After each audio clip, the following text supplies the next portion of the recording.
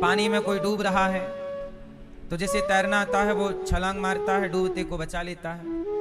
ये संसार भी एक सागर है, जैसे संसार सागर कहते हैं।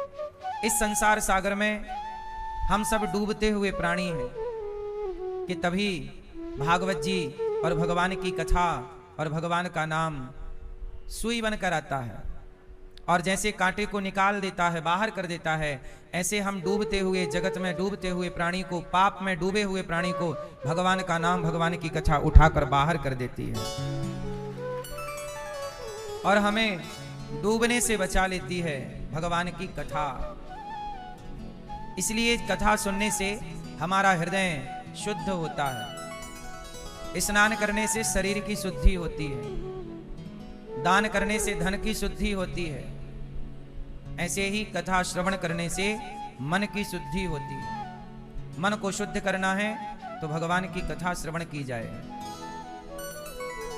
कल हम लोगों ने कथा में सुना कि भगवान इतने करुणामय हैं, इतने दयावान हैं कि विदुरानी के घर जाकर छिलकों का भोग लगाते हैं। भगवान ये नहीं देखते कि खिलाने वाला हमें खिला क्या रहा है, वस्तु क्या है, सूखा चावल है, जूठे बेर हैं या छिलके हैं, पदार्थ क्या है, वस्तु क्या है, मायने नहीं रखती। खिलाने वाले का प्रेम क्या है, भाव क्या है, वो मायने रखती। इसलिए भावग्राही जनार्दन, संसार वस्तु का भूखा है।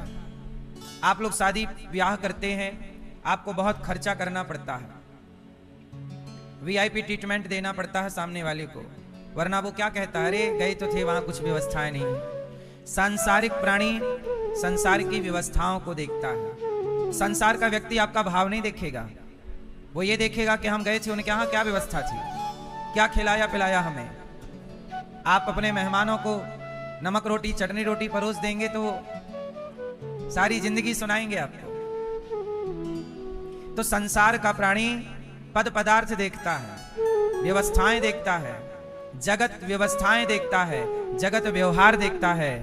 भगवान भक्त का स्वभाव देखते हैं, भाव देखते हैं। भगवान ये नहीं देखते कि हमारे भक्त ने हमें चटनी रोटी खिलाई, कोई बात नहीं, भगवान तो सूखे जूठे बेर तक खाए हैं। इसलिए संसार के दिखावे में ना पड़ा करो। संसार के आगे आप लोग दिखावा करते रहते हैं, मत किया करिए इतना दिखावा। संसार किसी से प्रसन्न नहीं हुआ, आप प्रसन्न करने में लगे रहते हैं, हमारे मेहमानों को हम प्रसन्न करेंगे। ठीक है, आप जो कर रहे हैं अच्छा है, परंतु आज कोई किसी से प्रसन्न नहीं होता। आप अपना सिर काटिए और अपनी खोपड़ी खाली करिए, मांस से खून निकालिए और अपनी खोपड़ी में दाल पकाइए और वो दाल अपने मेहमानों को, अपनों को खिलाइए। वो खोपड़ी में पकी दाल खाते हुए भी लोग कमियां निकाल देंगे कि इसमें ये कमी है। इसका अर्थ ये हुआ कि आप सामने वाले के लिए सिर काट के रख दीजिए तो भी सामने वाला आपसे संतुष्ट नहीं है। लेकिन धन्य है भगवान कि भक्त एक तुलसी का पत्ता चढ़ा देता है तो भगवान इस तुलसी के पत्ते में संतुष्ट हो जाते हैं। एक पुष्प चढ़ा देता है, उसमें ही प्रभु संतुष्ट हो जाते हैं। पत्रम पुष्पम फलम, फल चढ़ा दे, तोयम गिलास भर लोटा भर पानी चढ़ा दे, इतने से प्रभु खुश। और संसार, एक पिता अपने बेटे के लिए क्या क्या नहीं करता, लेकिन वही बेटा बड़ा हो के अपने बाप से क्या बोलता है, तुमने हमारे लिए किया ही क्या है ना। तो एक बाप अपने बेटे को भी संतुष्ट नहीं कर पाता। सब कुछ देकर, सारी दौलत दे दी उसे, खेत दे दिया, घर दे दिया, फैक्ट्री दे दी, फिर भी वो, उसकी अंतरात्मा से पूछो तो फिर भी वो संतुष्ट नहीं है। और चाह है उसकी, ये और दे देते तो अच्छा था। तो संसार कभी संतुष्ट नहीं होता। सिर काट के चढ़ा दीजिए। और भगवान है कि एक तुलसी के पत्ते पर भी संतुष्ट है। इसलिए संतोष जगत में नहीं है, संतोष तो जगन्नाथ में है, भगवान में है। इसलिए कहता हूं, अच्छा मैं आपसे एक सवाल कर लूं, बताइए भगवान को चढ़ाने के लिए सबसे अच्छी वस्तु आपके पास क्या है? आप बताइए। आप क्या चढ़ा सकते हैं भगवान को? क्या दे सकते हैं?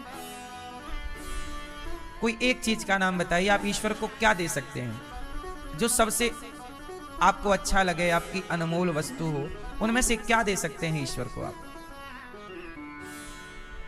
आपके पास सबसे अनमोल वस्तु क्या है? बताइए। इतना टाइम नहीं है, आप बताओ। है?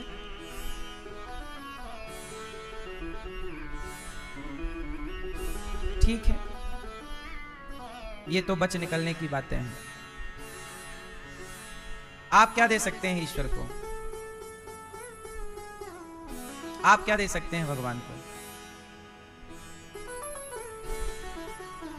आप क्या दे सकते हैं भगवान को? भैया आपने सच कहा, लेकिन सच बताओ, ये आप मानती हो? भीतर से ये भाव है कि सब भगवान का है?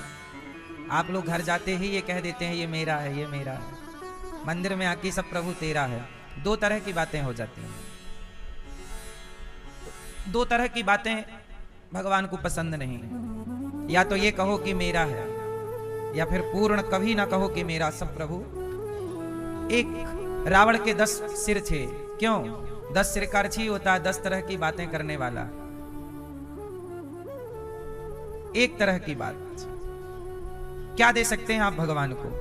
चलो, आपने कभी नहीं सोचा, आज आपको सोचने के लिए दास ने मजबूर किया। अब मैं आपको बताता हूं कि आप क्या दे सकते हैं। तो सुनो, ईश्वर को क्या दे सकते हैं? आप के पास क्या है देने के योग्य? आप भगवान को मिठाई चढ़ाते हो। भगवान को मिठाई की कोई जरूरत नहीं। गन्ने में मिठास इन्होंने ही भरी है। आप सोना पैसा भगवान को देते हो, इसकी कोई जरूरत नहीं है। लक्ष्मी उनके पांव दबाती है। आप कहते हैं हम भगवान को भाव दे सकते हैं, प्रेम दे सकते हैं। आप कह रहे हैं दे सकते हैं, इसका मतलब अभी तक दिया नहीं है। दे सकते हैं, भविष्य की बात। दिया किसको है? पूरा प्यार तो आपका बच्चों में है, परिवार में है, पैसे में है। इससे जब निकलेगा तब ना थोड़ा भगवान तरफ पहुंचेगा। इसमें बहुत टाइम लगेगा। ये कह देने से नहीं हो जाएगा ना। आप कह दो, कह देने से कुछ नहीं। एक चीज है जो आप ईश्वर को दे सकते हैं। बताऊं क्या है? भगवान को देना है। अब की बार मंदिर जाइएगा बिहारी जी के चरणों में, तो पुष्प लेकर नहीं, पैसा लेकर नहीं, माला हार लेकर नहीं, लड्डू मिठाई लेकर नहीं। भगवान पूछेंगे आज कुछ लाए नहीं?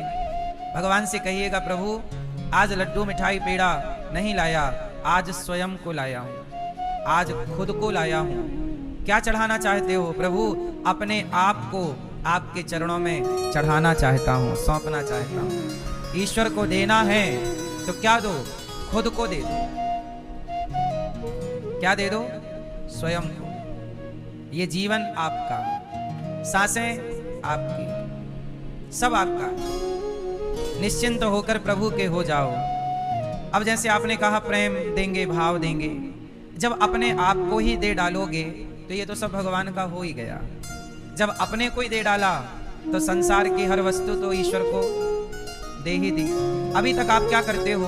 अपने आप को तो सौंप रखा है किसी और को, और वस्तु चढ़ाता रहता भगवान को।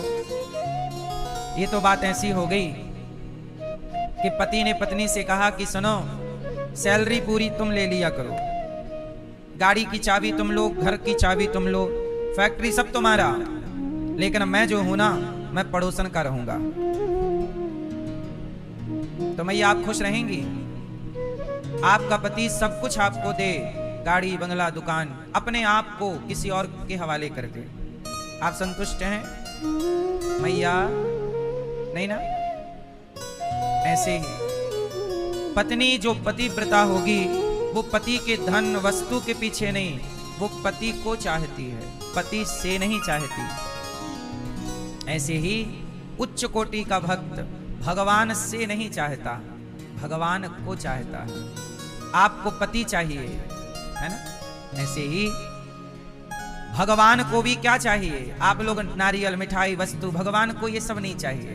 भगवान को भक्त चाहिए, आप चाहिए। इसलिए आप समर्पित होइए, अपने आप को सौंपिए, प्रभु मैं आपका हूं। और ये बात कहने की नहीं, ये मान लीजिए, जीवन में उतार लीजिए, प्रभु हम आपके हैं और आपके ही बन करके रहेंगे। सदा भगवान के बन करके रहो, किसी और के ना हो जाओ। इसी से भगवान प्रसन्न होते हैं। एक भक्त था, उसका नाम था भीम। ये वो वाले भीम नहीं है, अर्जुन वाले, पांडव वाले भीम नहीं। एक भीम नाम का एक जंगल में भील जाति के थे, भील जाति के थे, जंगली थे, जंगल में रहना, शिकार करना जन्म से वही था। एक दिन भगवान शंकर का जंगल में एक छोटा सा शिवलिंग था, छोटा सा। वहां पर एक गांव के पंडित जी जाया करते थे जंगल में पूजा करने। जाएं, जल चढ़ाएं, बिल्व पत्र चढ़ाएं और शंकर जी की सेवा करके घर आ जाएं। एक दिन वो भीम नाम का भक्त गया, जंगल में घूमता घूमता तो वो शिव जी के पास पहुंच गया। उसके अंदर थोड़ी सी भक्ति थी, जरा सी। कभी सत्संग में सुना था कि शंकर जी, और जैसे ही शंकर जी को देखा दौड़ पड़ा, भोलेनाथ इस घनघोर जंगल में आप अकेले हैं। लिपट गया, भोलेनाथ आप अकेले हैं, आपको डर तो नहीं लग रहा? आपको कोई शेर ना खा जाए, आपको कोई नुकसान ना पहुंचाए? आप यहाँ कब से बैठे हैं? देखो, वो ये नहीं सोच रहा कि ये शिला है, पत्थर है, वो ये मान रहा, जबकि मूर्ख है, जबकि पढ़ा लिखा नहीं है। पर देखो, भगवान ये नहीं देखते कि आपकी शिक्षा क्या है, डिग्री क्या है। भगवान ये देखते हैं कि आपके अंदर प्रेम कितना है। अब वो ये नहीं देख रहा आप लोग इतने पढ़े लिखे हो कि आप लोग मंदिर में भी पत्थर का दर्शन करते हो। कई बार आपको लगता है यार ये तो पत्थर की मूर्ति है, आपको पत्थर दिखता है, मतलब आप पढ़े लिखे तो हो। लेकिन वो नहीं पढ़ा था, उसे शिव में शिव ही नजर आए, उसे पत्थर नजर नहीं आया। हे भोलेनाथ आप यहां हो, आपको डर तो नहीं लग रहा? लिपट गया, आपको डर तो नहीं लग रहा? अच्छा आप यहाँ कब से बैठे हो? पानी, प्यास लगी होगी ना आपको, मैं आपके लिए पानी लाता हूँ। पास में कोई पानी का स्थान था, जलाशय, गया, चुल्लू में पानी भरा। वहां उसके पास कोई पात्र नहीं था, कुछ भी नहीं, पानी भरा और ले जाने लगा तो पानी गिर गया। बहुत ज्यादा समझदारी नहीं थी उसके अंदर, भरा, चुल्लू से गिर जाए पानी, वहां तक पहुंच ही ना पाए। तो क्या किया उसने? बहुत प्रयास किया, दौना वोना बनाया पत्ते पर। बड़े पत्ते वहां थे नहीं आसपास कि बड़े पत्ते तोड़कर पत्तों में पानी भर के ले जाए, कोई व्यवस्था नहीं। छोटे छोटे पत्तों वाले पेड़ लगे रहे होंगे, कोई पत्तों की व्यवस्था भी नहीं हुई। क्योंकि जंगल था, कुछ मिला नहीं। तो उसने कहा कि शंकर जी तो प्यासे होंगे, तो कोई बात नहीं, अपने मुंह में पानी भर लिया और मुंह में पानी भर के ले गया और शंकर जी के ऊपर ले जाके कुल्ला कर दिया। फिर दूसरे बोले इतने में तो आपकी प्यास बुझी ना होगी। अच्छा वो ये नहीं सोच रहा कि शंकर जी पे जल चढ़ाया जाता है, उसको ये लगा कि शंकर जी को पानी पिलाया जाता है। भाई जल पानी दे रहे हैं मतलब वो प्यासे होंगे, वो भाव तो भाव, उसके कोई समझ तो थी नहीं। अब जंगल गया, नदी, फिर गया जलाशय, फिर पानी मुंह में भरा, फिर लाके कुल्ला कर दिया। तो अभी शंकर जी पूरे गीले नहीं हुए थे, तो बोले अच्छा पानी आपकी प्यास बुझी नहीं है। और फिर गया तो 5-6 बार कुल्ला कर, भगवान शिव के ऊपर कुल्ला कर रहा है और लिपट रहा है। और जब लिपटा भगवान शिव से, हे भोलेनाथ अब बताओ कि आपको पानी तो मिल गया, पर हमें पता है कि आपको भूख भी लगी होगी, तो आप क्या खाओगे? अच्छा वो मांसाहारी था, वो खुद क्या खाता था? जंगली था, भील जाति का था, तो वो तो मांस ही खाते हैं ना जंगल में। तो वो जो सबसे कोमल मांस होता है किसी पक्षी या जानवर का, वो गया जंगल से मार करके और मांस लाके शिव जी पे चढ़ा दिया। हे भोलेनाथ ये खाओ, आपके लिए कोमल वाला लाया हूं। अब वो क्या जाने कि भगवान को मांस नहीं चढ़ता, लेकिन वो तो बोले मैं यही खाता हूं, ये मुझे अच्छा भी लगता, आपको भी अच्छा लगेगा, खाओ। अब चढ़ा दिया और चला गया। बोले आप खा लेना, मैं फिर आऊंगा। अब फिर पंडित जी आए, पंडित जी ने देखा कि राम राम शंकर जी के ऊपर मांस चढ़ा है। पंडित जी ने सारा हटाया, राम राम, मंदिर किसी ने भ्रष्ट कर दिया, गंगा जल से धोए, पूरा मंदिर साफ किया। शंकर जी को फिर तिलक वंदन किया। और अब की बार क्या हुआ, पंडित जी ने भगवान शंकर पर रोली कुमकुम थोड़ी ज्यादा सी चढ़ा दी ऊपर, और रोली कुमकुम खूब सारी चढ़ा के और पंडित जी दीपक वीपक जला के पूजा करके चले गए।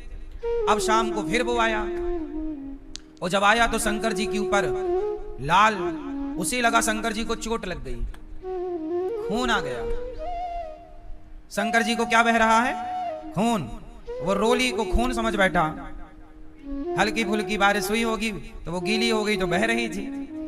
अब तो लगा कि शंकर जी को चोट लग गई, उससे जैसे बना गया जंगल में, और जो जड़ी बूटी उसे पता थी, जंगली तो था ही पूरा, जो जो पता था सब जड़ी बूटी इकट्ठा किया और लेप बनाया, और लेप बनाया, और लेप बनाकर, अच्छा लेप बनाने में क्या हुआ कि पत्थर वत्थर तो मिला, उसे लगा कि चोट लगी है जल्दी करूं, अब पानी लेने उसे जाना था तो टाइम लग जाता, तो उस लेप में पानी की जरूरत थी, पानी मिलाना था, पानी तो मिला नहीं, तो उसने अपना थूक मिला दिया, गीला करना था ना उसे, थूक से गीला कर दिया, और पूरी बूटी बनाई, दवाई बनाई, और पूरा खून हटाया।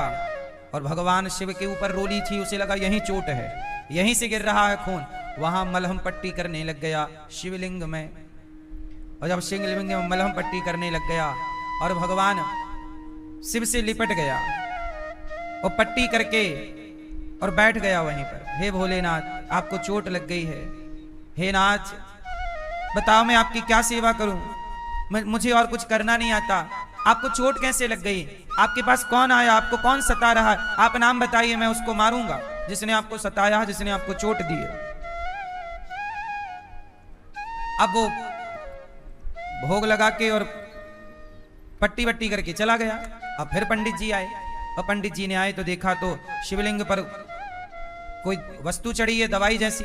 पंडित जी ने हटाया, कहा राम राम, कोई भ्रष्ट कर रहा है, गलत कर रहा है। पंडित जी ने फिर साफ सफाई की और शंकर जी को फिर ढेर सारा रोली चढ़ा दी। और अब की बार जब रोली चढ़ाई तो पंडित जी तो सब करके पूजा पाठ दिया बत्ती करके चले गए। जब फिर वो आया, अब आया तो फिर खून, अब तो फिर उसने दवाई बनाई और शिवजी पर चढ़ाई और बोला भोलेनाथ अब मैं आपको छोड़कर नहीं जाऊंगा, अब मैं यहीं रहूंगा। और जब यहीं रहूंगा तो वहीं रहा, पूरी शाम को वो पट्टी कर रहा, पूरी रात शिवजी से लिपट करके पूरी रात लिपटा रहा, जपता रहा, हे शिव, हे भोलेनाथ, हे भोलेनाथ, आपको कोई चोट ना लग जाए, आपको कोई कष्ट ना हो। अब सवेरा हुआ तो वो लिपटा। अब फिर पंडित जी आए, और पंडित जी आए तो वो लिपटा। तो पंडित जी ने कहा भाई तू कौन है? अब पंडित जी के हाथ में वही रोली। अच्छा, तू मेरे भोलेनाथ को घाव देता है, आज तुझे छोड़ूंगा नहीं। वो तलवार लेकर के पंडित जी को मारने चला कि तू शिव जी को कष्ट दे रहा है। और पंडित जी तलवार देख के भागे। और जब भागे तो पंडित जी भी भक्त थे भगवान शिव के, क्योंकि जंगल में वो ही जाते हैं पूजा करने। उन्होंने कहा प्रभु ये क्या संकट है, आप जरा रक्षा कीजिए। और भगवान शिव को जब पुकारे तो भगवान शिव ने प्रकट होकर तलवार लिए उस भीम को अपने हृदय से लगा लिया, और हृदय से लगा करके कहा कि पुत्र जैसे तुम भक्त हो ऐसे ये पंडित जी भी भक्त हैं। एक सही पूजा कर रहे थे विधि विधान से, और एक गलत ढंग से पूजा कर रहा था, मांस चढ़ा रहा, कुल्ला कर रहा। भगवान ने ये नहीं देखा कि पूजा की विधि क्या है, किस विधि से आप पूजा कर रहे हैं। विधि दोनों की सही या गलत हो सकती है, पर भगवान के प्रति जो समर्पण था और जो प्रेम था वो दोनों का सही था। इसलिए भगवान शिव ने दोनों को एक साथ दर्शन दिया, और भगवान शिव दोनों को साथ शरीर गोद में लेकर अपने शिवलोक लेकर चले गए कि तुम्हारे प्रेम के बल पर मैं तुम्हें प्राप्त हो रहा हूँ। इसका सीधा सा अर्थ ये है कि भगवान ये नहीं देखते कि आपका भोग किस तरह का लग रहा है, आपकी वस्तु कैसी है, कच्ची है, पक्की है, सस्ती है, महंगी है, ये कुछ नहीं देखते। इसलिए कहता हूं भगवान प्रेम के भूखे हैं। और प्रेम क्या है? पत्नी का प्रेम क्या होता है? पत्नी पति में समर्पित है। पुत्र का प्रेम कैसे माना जाएगा कि ये पिता से प्रेम करता है? प्रेम का अर्थ है समर्पण। आप कहो कि हम आपसे प्रेम करते हैं, पर हम अपने आप को आपके हवाले नहीं कर सकते, समर्पित नहीं कर सकते। तो जहां समर्पण नहीं होगा वहां प्रेम नहीं होगा। तो जहां भक्त का समर्पण नहीं, जैसे आपने कहा कि भगवान प्रेम के भूखे हैं, तो भाई प्रेम भी तो तब होगा जब समर्पण होगा। क्या बिना समर्पण के प्रेम हो सकता है? इसलिए प्रेम दूसरे नंबर पर है, समर्पण पहले नंबर पर है। इसलिए पति पत्नी में क्या होता है, रिश्ते कैसे चलते हैं? रिश्ते प्रेम से नहीं, रिश्ते समर्पण से चलते हैं। समर्पण होगा तो प्रेम हो ही जाएगा। और आप कहते रहो आई लव यू, पर समर्पण तो है नहीं, तो वो आई लव यू खोखला है, कहते रहिए।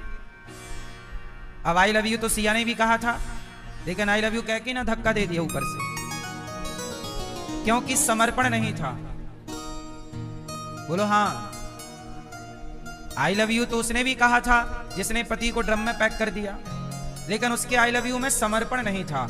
आजकल क्या है, प्रेम केवल शब्दों तक सीमित रह रहा है। आजकल का प्रेम कहां है? केवल शब्द। इसे कहते हैं शब्द जाल। क्या कहते हैं इसे? शब्दों में फंसा लेना, शब्द जाल में। इसी शब्द जाल से हमारे देश में लव जिहाद चल रहा है। लड़के लोग लड़कियों को शब्द जाल में फंसा लेते हैं, हम तुमसे बहुत प्यार करते हैं। लड़कियां इसी शब्द जाल में फंस जाती हैं और वो शब्द जाल में फंसा के भोली भाली लड़कियों को ले जाकर बाजार में बेच देते हैं। आजकल लोग प्रेम समझ ही नहीं पाते, वो शब्दों को प्रेम समझ लेते हैं। वो अपनी वासना को, लड़के जवान, लड़के लड़कियां, जवानी जैसी 20 साल हुआ, 18 साल की आयु हुई तो शरीर का एक लड़का लड़की के प्रति, लड़कियों का लड़कों के प्रति और लड़कों का लड़कियों के प्रति एक शारीरिक अटैचमेंट होने लग जाता है। ये उम्र का दोष है। उस अटैचमेंट को, उस स्पर्श को, उस टच को लड़के लड़कियां प्रेम समझ लेते हैं। क्या समझ लेते हैं? जबकि वो प्रेम, वो एक वासना है। आज के लड़के लड़कियां बहुत नहीं कहते हम बहुत प्यार करते हैं, आज के लड़का लड़की, लेकिन वो उनका प्रेम नहीं है। स्कूल कॉलेज में जो लड़के लड़कियां कर रहे हैं, सच बताइए इनका प्रेम है कि वासना है? प्रेम क्या कहते हैं, हम तुमसे प्रेम करते हैं, और फिर प्रेम करने के बहाने सुनसान गलियों में लड़के लड़कियां खड़े मिलते हैं। आपको बड़े बड़े कॉलेज स्कूलों में चले जाइए, पार्कों में लड़के लड़की मिलते हैं। कई बार कुछ लड़के लड़की यहां आ जाते हैं, जरा भी उनको अकेला एकांत दिखा तो वहीं पर वो गलत हरकत करने लग जाते हैं एक दूसरे के साथ। और वो इसे क्या मानते हैं कि हम तुमसे प्रेम, ये प्रेम कर रहे हैं। आजकल गलती किसकी है? आपकी। क्या गलती की? आप प्रेम की परिभाषा ही नहीं समझ पाए। आपने शारीरिक अटैचमेंट को, वासना को, भोग विलास को प्रेम समझ लिया। ये प्रेम नहीं है। प्रेम क्या है? प्रेम समर्पण है। प्रेम में कोई इच्छाएं नहीं है। प्रेम क्या है? समा जाना। जैसे गंगा का प्रेम समुद्र से है, तो गंगा समुद्र में समा गई और समा करके गंगा गंगा ना रही, सागर हो गई, गंगा सागर हो गई, समा जाना। जैसे मिस्री का प्रेम पानी से है और पानी में समाकर घुलकर पानी हो गई। पानी का प्रेम दूध से है, पानी दूध में मिला तो पानी भी दूध हो गया और पानी भी दूध के भाव बिक गया। इसलिए शिव और शक्ति ये दो नहीं है, एक है। पति और पत्नी दो नहीं है, जहां दो हैं वहां झगड़ा है। आज पति पत्नी में तलाक क्यों है, झगड़ा क्यों है? क्योंकि ये एक हो ही नहीं पाते, और एक होने के लिए समर्पण चाहिए, और वो आज के लोगों में समर्पण नहीं है, तो वो दो ही रहते हैं। और झगड़े के लिए दो चाहिए तो दो हैं, और दोनों एक हो जाते तो झगड़ा ना होता। और ये एक कब होंगे? शिव और शक्ति दोनों। इसलिए कहा अर्धांग, इसलिए हमारे सनातन में नारी को कहते हैं अर्धांगनी। क्या कहते हैं? क्यों कहते हैं? क्योंकि समर्पण है। लेकिन आजकल तो रिश्ते भी मजाक हो गए हैं। कहां समर्पण रहा? आजकल रिश्ते भी बाजारों में बिकने लग गए हैं। इतना पैसा दोगे तो हमारा लड़का तुम्हारी लड़की से ब्याह करेगा, 5 लाख दो, 10 लाख दो, 50 लाख दो, 1 करोड़ दो, डिमांड चलती है। और आजकल की डिमांड भी बदल गई है, गिफ्ट के रूप में चलती है। गिफ्ट दीजिए, गिफ्ट लीजिए। समधी होते थे हमारे सनातन में, क्या होते हैं? जोर से, समधी। समधी का अर्थ क्या हुआ? धी कहते हैं बुद्धि को, धियो यो न प्रचोदयात्। धी, धी मीन्स क्या होता है? धी मतलब बुद्धि, और सम, सम मतलब एक। आपकी विचारधारा और मेरी विचारधारा एक है, हम दोनों एक हो गए, वही है समधी। पर आजकल समधी भी पैसों से बनते हैं। बोलो हाँ।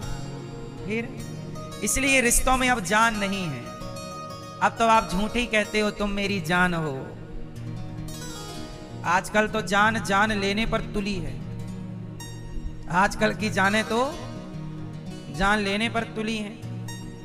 तो आज के युग में खाने पीने की वस्तु में तो मिलावट है, रिश्तों में भी मिलावट है। रिश्तों में भी कमी हो गई है। किसकी? जब सांसारिक रिश्तों में समर्पण नहीं है तो भला भक्त भगवान के रिश्ते में समर्पण कैसे आएगा?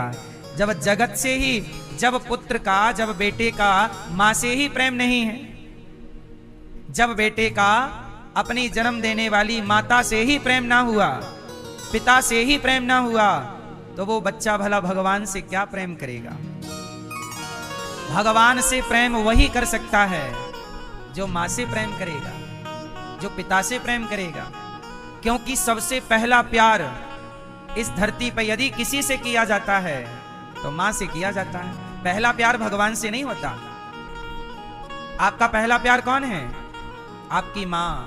और आजकल के लड़के लड़कियां कहते हैं तुम हमारा पहला प्यार हो। गधे हैं एक नंबर के। पहला प्यार तो तुम जान ना पाए और बात प्यार की करते हो। तुम क्या जानो प्यार क्या होता? क्यों मैया? पहला प्यार कौन? पहला प्यार मां, दूसरा प्यार पिता, है ना? ऐसे संसार से प्रेम, माता से प्रेम, पिता से प्रेम, बहन से प्रेम, भाई से प्रेम, दादा से, दादी से, नाना से, नानी से प्रेम। जब ये प्रेम हमने करना सीख लिया सांसारिक, तब पता चला कि हमें जन्म देने वाले, जब आप थोड़ा मैच्योर हुए, बड़े हुए, तब पता चला कि आप पर सबसे अधिक उपकार ईश्वर का है। ये बात तब चली पता जब आप थोड़े से समझदार हुए। तब आपको लगा कि नहीं, माता पिता से भी बड़ा उपकार ईश्वर का है। तब आपने क्या किया? अब थोड़ा सा जो मां से प्यार था, पिता से प्रेम, अब वही प्रेम आपने भगवान की ओर मोड़ दिया। वही प्रेम भगवान से। जो अपनी मां से प्रेम नहीं कर सकता वो भगवान से कभी प्रेम नहीं कर सकता। वो कितना भी कहे, चाहे वो कितना भी कहे, कितना भी कहे, कहता रहे। कहने से क्या होता है? क्या क्या नहीं कहते लोग। हाँ, कोई कितना भी चाहे ज्ञान कहे,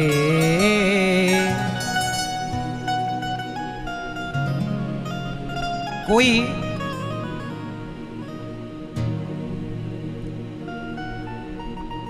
कितना भी चाहे ज्ञान कहे, भगवान को पाना क्या जाने, जो प्रेम गली में, जो प्रेम गली में आए नहीं, प्रियतम का ठिकाना क्या जाने, जो प्रेम गली में आए नहीं, प्रिय तम का ठिकाना क्या जाने। जिसने कभी प्रेम किया ही नहीं, वो प्रेम निभाना क्या जाने। भगवान से प्रेम करने से पहले अपने माता पिता से प्रेम करना होगा। कोई कहे हम अपनी माँ से प्रेम नहीं करते, पिता से प्यार नहीं करते, भगवान से करते हैं, एक नंबर का झूठा है। मैया भगवान को क्या समर्पित करोगे? तुम्हें सौंपता हूं अमानत तुम्हारी। अपने आप को भगवान के हवाले कर दो बस। भगवान मैत्रेय जी के पास विदुर जी गए, कहा सृष्टि भगवान करते हैं। भगवान नारायण की नाभि से कमल, कमल में ब्रह्मा जी, और ब्रह्मा जी के 3 मनु शत्रुपा हुए। मनु और शत्रुपा से 3 बेटियां हुई। आकुति का विवाह रुचि प्रजापति से, देवहूति का विवाह करदम जी से। करदम जी की 9 बेटियां हुई। 9 ब्रह्मा जी के मानस पुत्रों से विवाह किया। और करदम जी ने अपनी पत्नी के आगे हाथ जोड़ा, कहा देवी आज्ञा दो।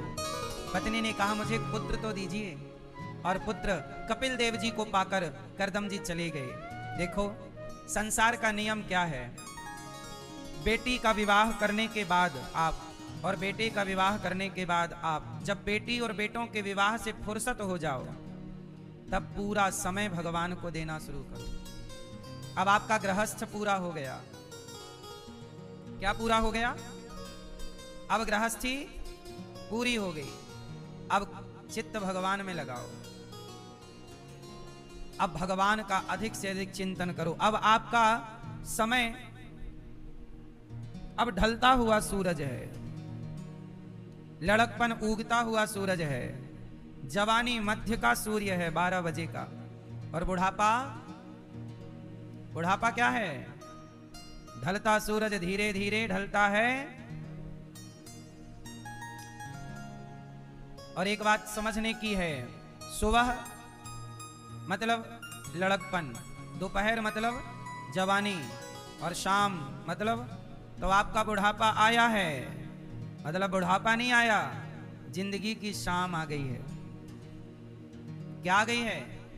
अब शाम को ना लोग दिया बत्ती करते हैं। दिया बत्ती कब होती है? शाम आ गई है। अब भक्ति का दीपक जला लो, प्रेम का दीपक अब तो जला लो। अब शाम आ गई है। कभी भी अंधकार हो सकता है, अंधेरा हो सकता है, कभी भी मृत्यु। इसलिए भक्ति का दीपक जलाने का सही टाइम है ना मैया? इसलिए ज्यादा पचड़े में ना पड़ा करो, जगत के चिंतन भगवान का करते रहा करो। करदम जी चले गए। माँ देवहूति ने अपने पुत्र से कहा मेरा मन बड़ा अशांत है, मैं क्या करूं? माँ देवहूति को कपिल देव जी ने कहा तितिक्षवः कारुणिकाः सुहृदः सर्वदेहिनां अजात शत्रवः शांता साधवः साधुभूषणः। सहनशील बनो। आज का इंसान कमजोर है। क्या है? कमजोर है, सहन नहीं करता। जरा सा कष्ट आ जाए परेशान हो जाता है। सहन करिए, हर विपत्ति को सहिए, और हर विपत्ति को सहते हुए भी हैप्पी रहिए, खुश रहिए। क्या रहेंगे? माँ देवहूति ने कहा मेरा मन बड़ा चंचल है, मैं क्या करूं? कई बार आप भी कहते हैं महाराज जी हमारा मन बड़ा परेशान है, अशांत है, क्या करूं? अच्छा, मन अशांत है तो क्या करना चाहिए? क्या करें कि मन शांत हो? आप बताओ हैं? तो आप नाम जपते हो कितना? नियम बनाओ कि भले एक माला जपेंगे, 5 मिनट के लिए बैठेंगे, पर 5 मिनट का वो नियम ना टूटे। आप लोग नियम बनाते हो, सवेरे जल्दी उठेंगे ये नियम, माला जपेंगे ये नियम, आज से पूजा, पर आपके नियम हफ्ते भर ही चलते हैं। हफ्ते भर बाद पता ही नहीं कहां आपके नियम चले गए। सही है? एक ऐसा नियम बनाओ जो आखिरी सांस जिस दिन आपकी हो ना, उस दिन भी वो नियम फॉलो होना चाहिए। और भले वो नियम 5 मिनट का हो, घंटे भर का नहीं, 5 मिनट। कहीं भी बैठ जाओ, रेल में हो, ट्रेन में हो, ट्रेन में ही बैठ जाओ, बैठो शांत और अपना नियम 5 मिनट तुम्हें क्या करना है? संसार से संबंध तोड़कर 5 मिनट के लिए, संसार को भुलाकर 5 मिनट के लिए कुछ याद ना रहे। समस्या यह है कि जब आप 5 मिनट के लिए भी भगवान के आगे बैठते हो तो संसार चलता रहता खोपड़ी में। 1 घंटा नहीं कह रहा हूं मैं, सिर्फ 5 मिनट जब ईश्वर के आगे आप बैठो, कुछ भी ना हो, दिमाग बिल्कुल खाली, केवल कितना भी सुख हो, देखो समय तो आपका चलता रहेगा, दिन रात की तरह है, अच्छा बुरा, आज अच्छा है कल बुरा फिर अच्छा। आपको हर समय किसी भी परिस्थिति में किसी की मृत्यु हुई हो, जिस दिन किसी की मृत्यु हुई हो उस दिन भी वो आपके 5 मिनट का ध्यान होना चाहिए, क्योंकि मृत्यु किसी की हो गई, अब आप ध्यान नहीं करेंगे तो भाई मरने वाला तो मर ही गया। आप क्यों अपना नियम तोड़ रहे हो? नियम ना तोड़ो। ध्यान में कुछ ना चाहिए, पेड़ की छांव में बैठ जाओ, ना आसन ना वासन कुछ नहीं, कहीं भी बैठो, आंख बंद करो और केवल अपने इष्ट का, अपने भगवान का जो नित्य श्रीमन नारायण श्रीमन नारायण ध्यान, भगवान श्रीमन नारायण का भाव बनाइए। 5 मिनट के लिए बैकुंठ जाइए।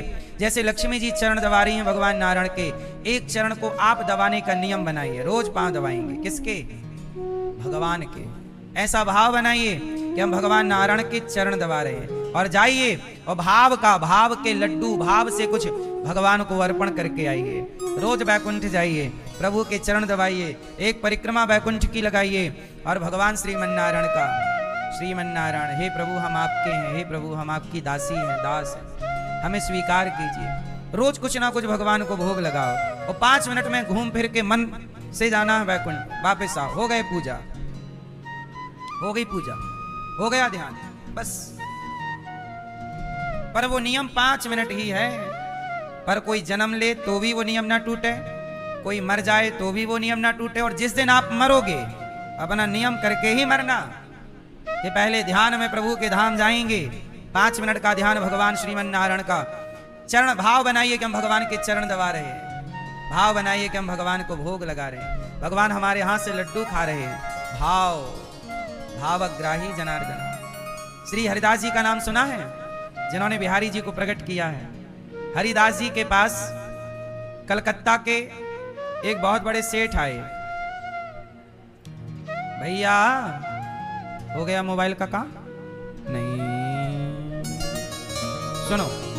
हरिदास जी एक दिन क्या हुआ, भगवान श्री, अच्छा वो प्रिय प्रियतम का ध्यान करते थे हरिदास जी, भगवान बिहारी जी का बाल रूप का, राधा रानी और श्याम सुंदर के ध्यान में हरिदास जी खोए हुए थे, डूबे हुए थे कि तभी कलकत्ता के उनके कोई बहुत बड़े भक्त आए और उनका इत्र का कारोबार था, बहुत महंगा वाला इत्र लाए और हरिदास जी ध्यान में थे तो उनके अंदर मानसिक पूजा चल रही थी। ध्यान में क्या चल रहा था?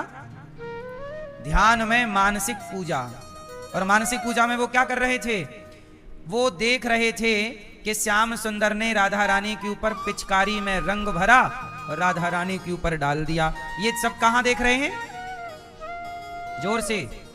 ध्यान में चल रहा है। ध्यान की दुनिया अलग है। आप लोग कहते हैं ना मेडिटेशन, मेडिटेशन बहुत छोटी सी चीज है, उसका कोई अस्तित्व अर्थ नहीं है। लोग कराते हैं मेडिटेशन, खुद तो ध्यान तक पहुंच ही नहीं पाते, आपको कैसे पहुंचाएंगे? इसलिए हमारे सनातन की परंपरा है ध्यान।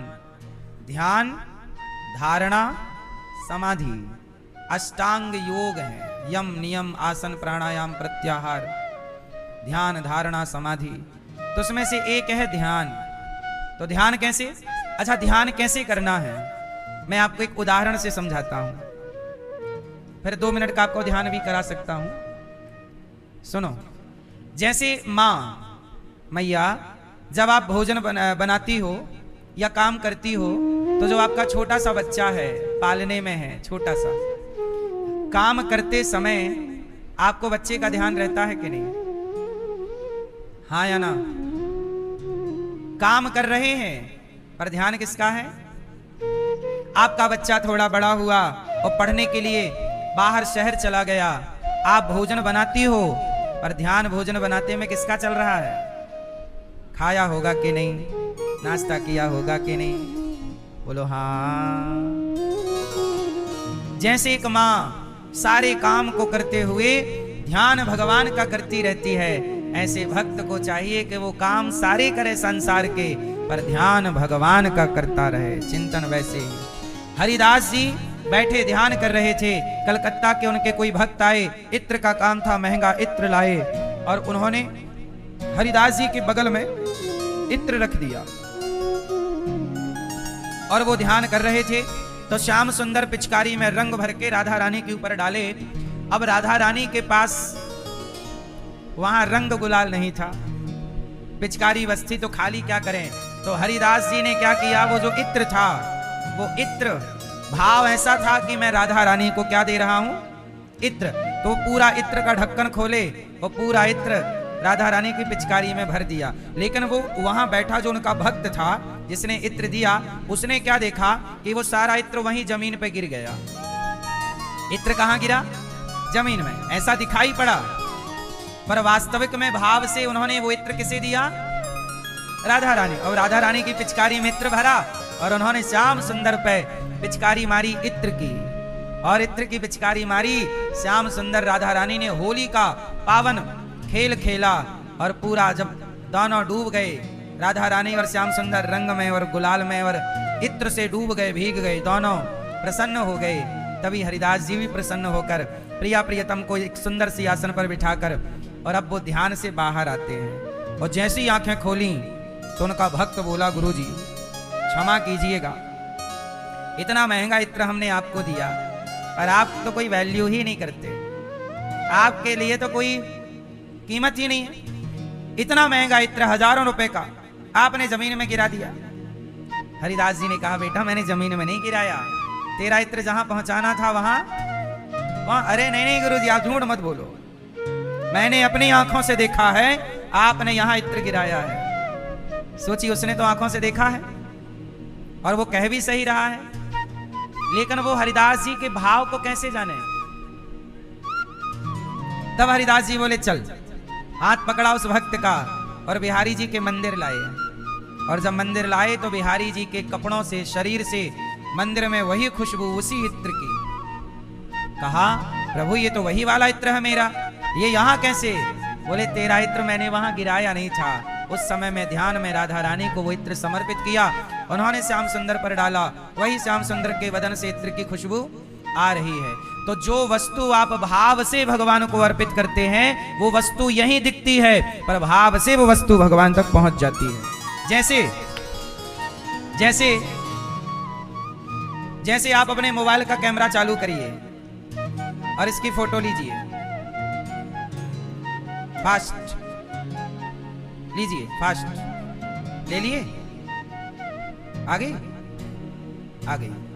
अब बताइए, ये वस्तु मेरे पास ज्यों की त्यों है, पर आपके पास भी पहुंच गई कि नहीं। आप चेक करिए, आपके पास है, आपके मोबाइल पे है ना।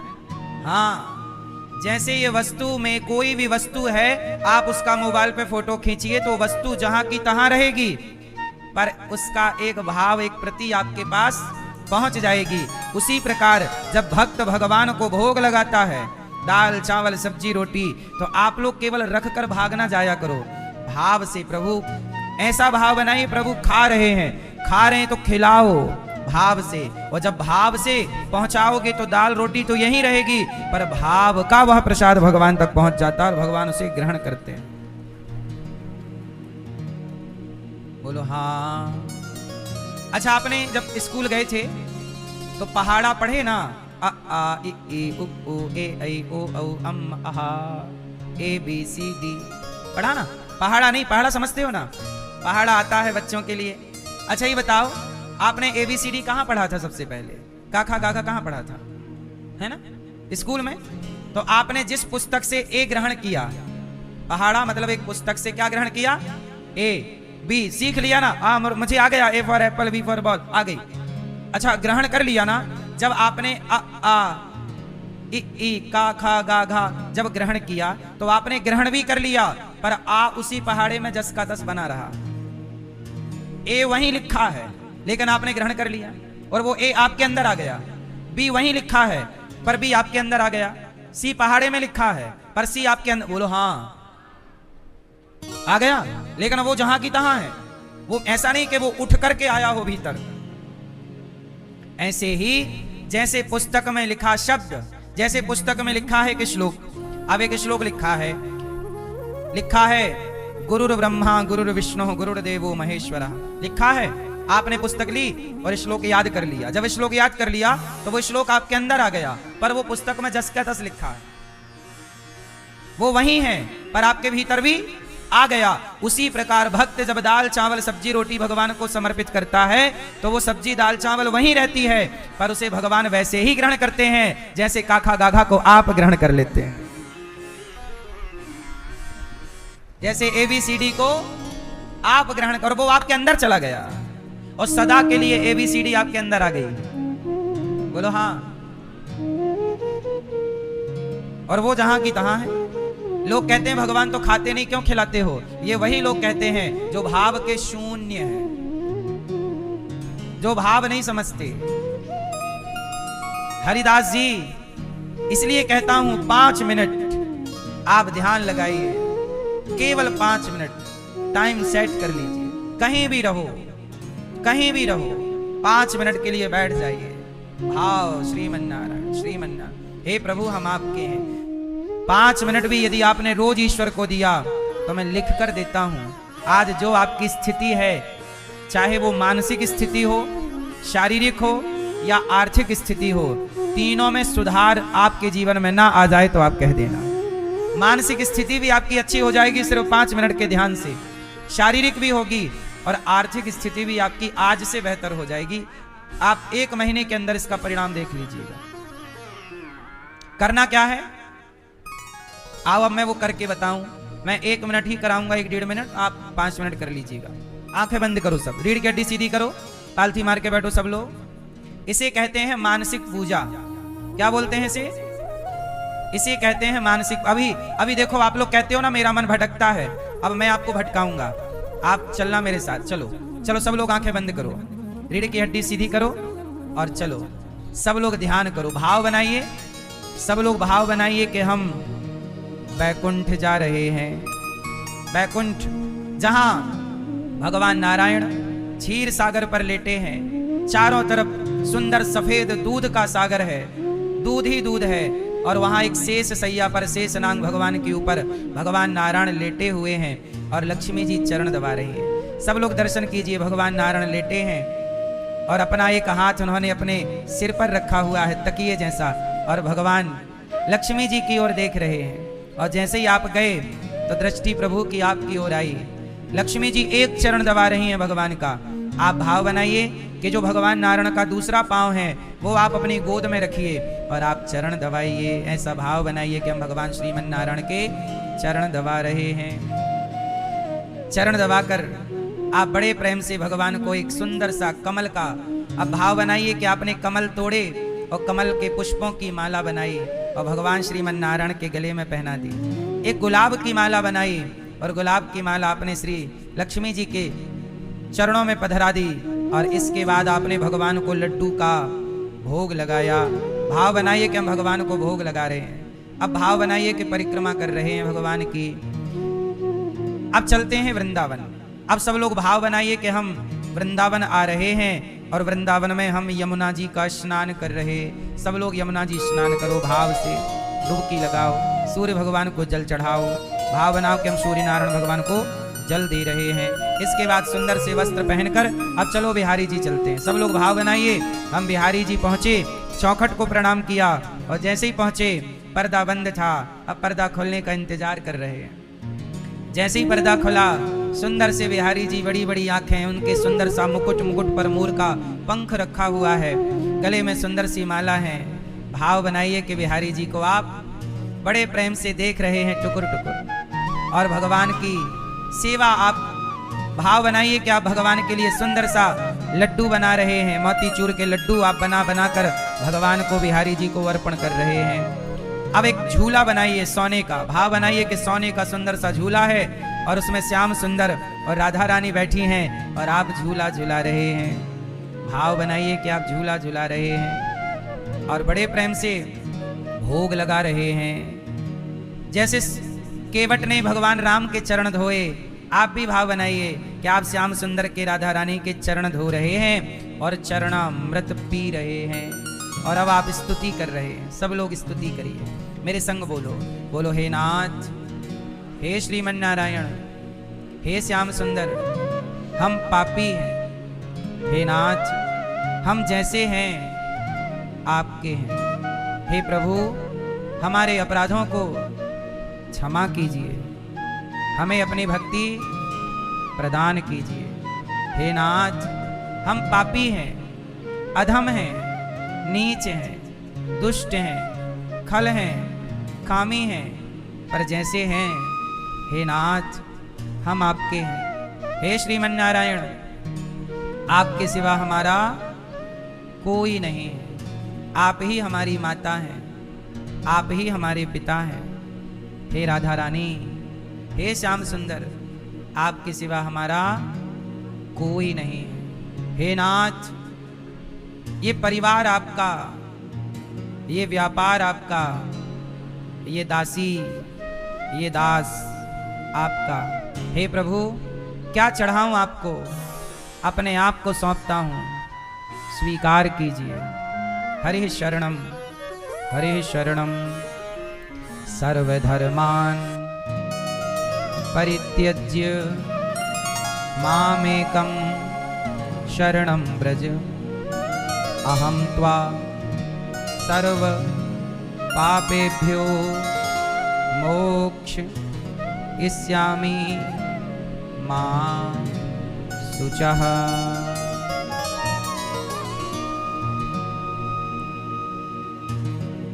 अब आप भगवान को अपने वही छवि, राधा कृष्ण की, श्याम सुंदर की, सीताराम की, भगवान नारायण की वही छवि अपने मन मंदिर में बसाइए। कहो कि हे नाथ, मेरे हृदय में आकर बैठ जाइए और कभी निकल कर मत जाइए, सदा के लिए। ये छवि, ये ध्यान अपने हृदय में भाव बनाइए कि मेरे हृदय में श्याम सुंदर राधा रानी के संग विराजे हैं, सोने का झूला है, और हम दिन रात प्रभु को अपने हृदय में बसाकर अपने हृदय को ही प्रभु का मंदिर बना दिया। रोज दर्शन करो, बार बार बात करो, जो खाओ भाव से प्रभु आप खाइए। पहले आप पानी पीजिए, प्रभु आप दूध पीजिए, प्रभु आप, ऐसा भाव। अब आप आंखें खोल लीजिए। भगवान को कहां बिठा लिया? कितना टाइम लगा? 5 मिनट से भी कम लगा। ये क्रिया आपको नित्य करनी है, 5 मिनट की है। कहां कहां गए आप? ऐसे ध्यान में आप अयोध्या भी जा सकते हैं। ऐसे ध्यान में रोज गिरिराज जी की एक परिक्रमा भी लगा लो। भाव बनाओ कि हम गिरिराज जी की परिक्रमा लगा रहे हैं। भाई शारीरिक ना सही, मानसिक सही, पुण्य वही है, फल वही मिलना है। शारीरिक परिक्रमा करने का जो पुण्य है वही पुण्य मानसिक का भी है। और आप बैकुंठ घूम आए, यमुना जी भी नहा लिया आपने भाव से, लड्डू का भोग लगाए और यहां बसा लिया। ये है मानसिक। बड़े बड़े ऋषि मुनि सालों साल समाधि में डूबकर क्या करते हैं? यही मानसिक पूजा। 5 मिनट रोज करेंगे। कितने लोग पक्का मेरे से प्रॉमिस करेंगे? अब ये मानसिक पूजा आपको 5 मिनट हमेशा आज से स्टार्ट हो गई, अब रोज करेंगे। कौन कौन करेगा? जो दिल में समा है पक्का? अब निकल के न जाने का वादा करो। अब निकल कर ना जाएं। प्रभु से ऐसी विनती प्रार्थना करो, प्रभु अब निकल कर मत जाइए। भगवान भीतर समाये हैं, बस विराजिए, उनको रखिए भीतर। कपिल भगवान ने माँ को दिव्य ज्ञान दिया, माँ सिद्धा नाम की नदी बनकर बह गई। कपिल देव जी ने आचमन किया। मन को वश में करना हो तो क्या करें? मैंने ध्यान जैसे बताया वैसा करोगे, धीरे धीरे आपका मन आपके वश में होगा। यही है मन को कंट्रोल करने का उपाय। मनु जी महाराज की तीसरी बेटी है, पहली आकुति, दूसरी देवहूति, तीसरी प्रसूति। प्रसूति का विवाह दक्ष से हुआ। दक्ष की सबसे छोटी बेटी का नाम है सती, और माता सती का विवाह भगवान शंकर से हुआ। भगवान शंकर की पत्नी का नाम है माता सती। एक दिन एक बार त्रेता जुग माही, शंभु गए कुंभज ऋषि पाही। संग सती जग जननी भवानी, पूजे ऋषि अखिलेश्वर जानी। एक समय की बात है, भगवान शंकर माता सती को लेकर अगस्त मुनि के आश्रम में गए, और अगस्त मुनि के चरणों में प्रणाम करके भोलेनाथ ने कहा, हे अगस्त जी, आप हमें प्रभु की कथा सुनाइए। देखो भगवान की कथा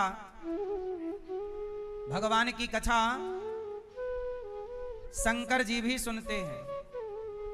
कौन सुनता है? शंकर जी भी सुन रहे हैं भगवान की कथा। शंकर जी गए और प्रेम से कथा सुनने लग गए। अगस्त्य जी ने कथा सुनाई। देखो पति पत्नी को समय निकालकर कथा जरूर सुननी चाहिए, सत्संग जरूर करना चाहिए। आप लोग सब कुछ करते हो, सब तरफ ध्यान है आपका, थोड़ा सा ध्यान भगवान की ओर रखना जरूरी है। शंकर जी गए, कथा सुनने लग गए। बड़े प्रेम से अगस्त्य जी ने राम जी की प्रभु की कथा सुनाई। पूरी कथा शंकर जी ने सुनी, पर माता सती जी ने कथा को प्रेम से नहीं सुना। और जब नहीं सुनी तो माता सती को भगवान पर क्या हो गया? संदेह। कई लोगों को भगवान पर संदेह रहता है कि भगवान हैं तो दिखते क्यों नहीं, ये है तो वो क्यों नहीं। ये संदेह उन लोगों को रहता है जो भगवान की कथा ठीक से सुनते नहीं। क्या नहीं सुनते? क्या नहीं सुनते? कथा नहीं सुनने से ये समस्याएं बनी रहती हैं। एक बेटा कार्यकर्ता नहीं है कोई यहाँ पर? ए पंचायती, देखो कार्यकर्ता ही हमारे बातचीत में लग जाते हैं। मैया तुम भी आ जाओ, यहीं ले लो ना फोटो, तुम कथा सुनने तो आई नहीं हो। मतलब देखो कथा में कैसे विघ्न कर सकते हैं आप लोग, थोड़ी भी अक्ल नहीं है। क्यों? सेल्फी लेनी तो आए हैं वृंदावन, और क्या करना है? आपका काम क्या है? बेटा एक आध लोग इस तरफ बैठ जाया करो। लोग तो जिम्मेदारी से सुनते नहीं हैं, आप लोग ही जिम्मेदारी, आप लोग ही पंचायत करने में लगे रहते हैं, है ना?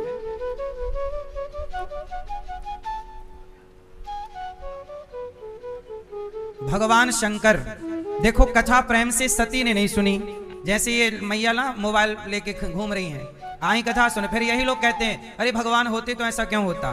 जब कथा नहीं सुनोगे प्रेम से तो भगवान में क्या होगा? संदेह। और गीता में लिखा है संशयात्मा विनश्यति। संशय, भगवान पर श्रद्धा तो हो, क्या हो? भगवान पर श्रद्धा तो हो, पर भगवान पर संदेह ना हो। क्या हो और क्या ना हो? श्रद्धा हो, संदेह ना हो।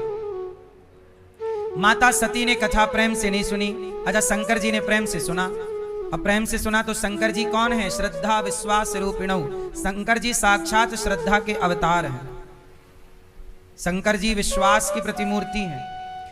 अब शंकर जी ने तो कथा ठीक से सुनी, पर माता सती ने कथा नहीं सुनी। और जब कथा नहीं सुनी तो क्या हुआ माता सती के साथ जानती हो?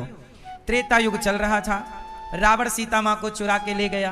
और जब चुरा के ले गया तो राम जी पागलों की तरह सीता सीता सीता, पागलों की तरह सीता की खोज कर रहे हैं।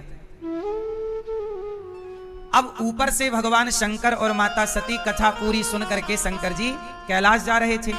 तो कैलाश जाते समय रास्ते में ही वह स्थान आया जहां राम जी सीता जी की खोज कर रहे थे। तो ऊपर से शिव जी की नजर पड़ गई राम पर। अब राम प्रभु की कथा सुनी है तो कथा सुनने का फल है दर्शन। कथा सुनने का फल क्या है? कथा सुनी है तो दर्शन होगा, ये कथा का फल है। अब शंकर जी को तो हो गया दर्शन, लेकिन माता सती को क्या हुआ कि माता सती को हो गया संदेह। क्या हो गया? अब शंकर जी ने किया प्रणाम, प्रभु आपको प्रणाम, आपकी जय हो। और जब प्रभु ने प्रणाम किया, राम को प्रणाम किया, तो माता सती ने प्रश्न खड़ा किया कि आप किसे प्रणाम कर रहे हैं? शंकर जी ने कहा कि ये भगवान हैं, राम हैं, आप इन्हें प्रणाम कीजिए। पर सती जी बोली कि यदि ये भगवान होते तो अपनी पत्नी का पता ना लगा लेते। इसका अर्थ ये हुआ कि ये भगवान नहीं। अब जरा समझिएगा, माता सती को भगवान पर संदेह हुआ। क्यों हुआ? क्योंकि कथा को ठीक से नहीं सुना, और जब नहीं सुना तो क्या हुआ? संदेह। कथा को ठीक से ना सुनने वाले के ही अंदर संदेह होता है। कथा ठीक से सुनोगे तो संदेह नहीं होगा, श्रद्धा होगी। क्या होगी? श्रद्धा। इसलिए श्रद्धावान लभते ज्ञानम, श्रद्धा वाले व्यक्ति को ज्ञान मिलता है, भक्ति मिलती है, प्रेम मिलता है। इसलिए श्रद्धा हो। अब शंकर जी समझा रहे हैं कि देवी ये राम भगवान है, ये साक्षात नारायण है, श्री हरि हैं, लीला कर रहे हैं, इन्हें पता सब है। पर माता सती को जब कथा में ये बात बताई जा रही थी कि वो भगवान हैं और वो लीला के लिए कभी सीता की खोज करते हैं, कभी लीला के लिए मक्खन चुराते हैं, तो उन्होंने कथा पर ध्यान नहीं दिया, तो ये बात समझ में नहीं आई। तो उन्हें लगा कि जो भगवान है वो पत्नी के लिए पागल कैसे हो सकता है, और भगवान की पत्नी कोई चुरा कैसे सकता है। ये डाउट है, संदेह है। किसका? किसका? माता सती का। खूब समझाया भगवान शिव ने, खूब समझाया, पर क्या मजाल के माता सती को समझ में आ जाए। समझ में क्यों नहीं आया? विनाश काले विपरीत बुद्धि, विनाश काले विपरीत बुद्धि। जब विनाश का टाइम आता है, जब समय प्रतिकूल होता है, तब समझाई गई बातें अच्छी, गुरु की बात, माता की बात, पिता की बात अच्छी नहीं लगती। समय विपरीत चल रहा है, इसलिए माता सती को भोले बाबा ने खूब समझाया, नहीं मान। शंकर जी बोले ये बताओ कि